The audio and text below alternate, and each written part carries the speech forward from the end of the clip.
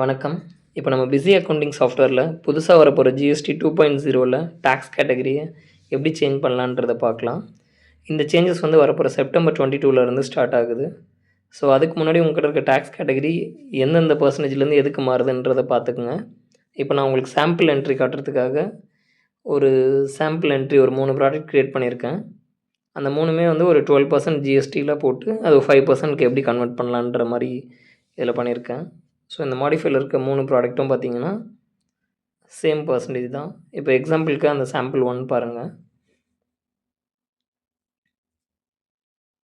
இந்த ஜிஎஸ்டி 12 5% போகுதுன்றனால அந்த நேமை மாடிஃபை பண்ணி பக்கத்தில் ஜிஎஸ்டி 5ன்னு வச்சுருக்கேன்.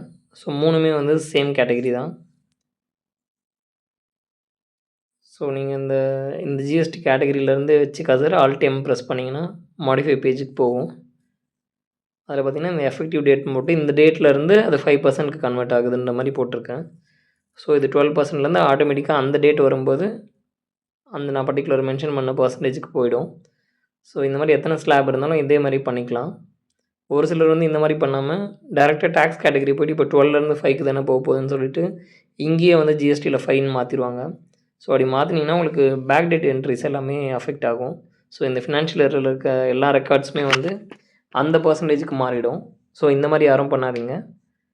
ஸோ அது அஃபிஷியல் மெத்தட் என்னவோ அந்த மாதிரியே வந்து நீங்கள் அதில் என்ன இருக்கணுமோ அந்த பர்சன்டேஜே போட்டு மாற்றுங்க. அப்போ தான் வந்து அந்த 21க்கு முன்னாடி வரைக்கும் அந்த பழைய ஸ்லாபில் ஒர்க் ஆகும். 22லேருந்து புது ஸ்லாபில் இருக்கும். இப்போ நம்ம சேல்ஸ் ஓப்பன் பண்ணி 21 செப்டம்பருக்கு ஒரு சாம்பிளாக ஒரு சேல்ஸ் பில் போட்டு செக் பண்ணி பார்த்துடலாம்.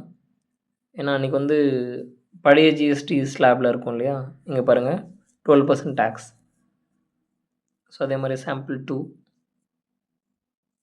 எல்லாமே ஒரு ருபீஸ் போட்டுக்கலாம். ஸோ உங்களுக்கு பில் வேல்யூவும் அந்த டிஃப்ரென்ஸ் தெரியும். இப்போ பாருங்கள் எல்லாமே வந்து 12% டேக்ஸு 565. இப்போ உங்களுக்கு அதில் டேக்ஸபிள் அமௌண்ட் தான் சேஞ்ச் ஆகும், பில் அமௌண்ட் சேமாக தான் இருக்கும்.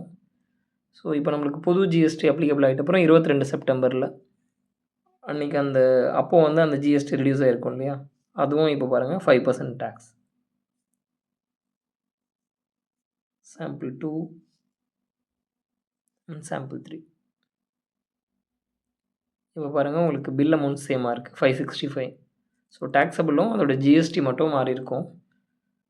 ஸோ இப்போ நம்ம ஒரே மாதத்துக்குள்ளே இருக்கிற இந்த ஜிஎஸ்டி 21க்கு முன்னாடி ஒரு டைப்பும் 22க்கு அப்புறம் புது ஜிஎஸ்டி இருக்குல்ல, ஸோ இது வந்து உங்களுக்கு ஜிஎஸ்டி ரிப்போர்ட் எடுக்கும்போது அந்த ரிப்போர்ட்குள்ளே இது எப்படி வருதுன்றதை நம்ம பார்க்கலாம். நெக்ஸ்ட் வந்து ரிப்போர்ட் செக்ஷனில் போயிட்டு ஜிஎஸ்டிஆர் எடுத்து நம்ம இதை செக் பண்ணி பார்த்துடலாம்.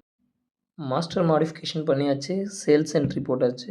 நெக்ஸ்ட்டு ஒரு ஜிஎஸ்டி ரிப்போர்ட் எடுத்து நம்ம பிஃபோர் 21 ஆஃப்டர் 21 போட்ட ஜிஎஸ்டி ரிப்போர்ட்லாம் செக் பண்ணி பார்த்துடலாம்.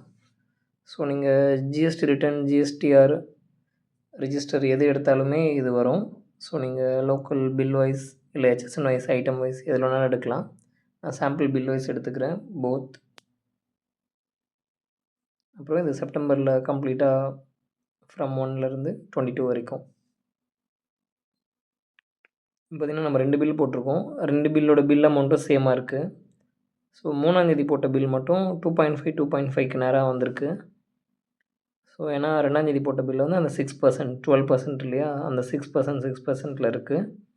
ஸோ இந்த ஜிஎஸ்டி வந்து செப்பரேட்டாக வந்துருச்சு இது 2 எண்டுமே. ஸோ நம்மளுக்கு ஜிஎஸ்டி ரிப்போர்ட்டும் ஈஸியாக வந்துடும். ஸோ இந்த வீடியோவில் பார்த்த நம்ம ஜிஎஸ்டி 2.0ல் இருக்கிற சேஞ்சஸை பிஸி சாஃப்ட்வேர்லேருந்து எப்படி ஈஸியாக யூஸ் பண்ணலான்றதை பார்த்தோம். இந்த வீடியோ உங்களுக்கு யூஸ்ஃபுல்லாக இருக்கும்னு நினைக்கிறேன்.